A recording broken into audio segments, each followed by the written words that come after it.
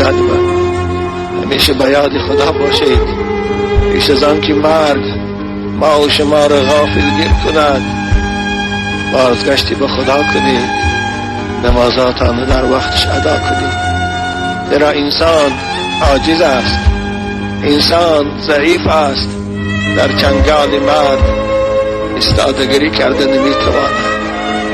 انسانهای زیبایی را میدانم و میشناختم و میدیدم که با آن زیباگی، با آن حسن، با آن پهلوانی آخر در قبضه مرگ اسیر شدند. آخر لباس زیباشان مبدل به کفن شد، آخر مرکبای تیز رفتار و مرسدس جیپاشان مبدل به تابوت شد، خانه های بلند قبتشان مبدل به لحد شد،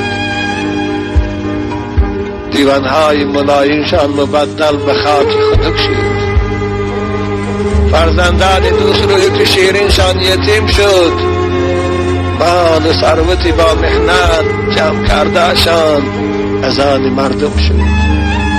اما افسوس که همه حساب و جواب در گردن اوست.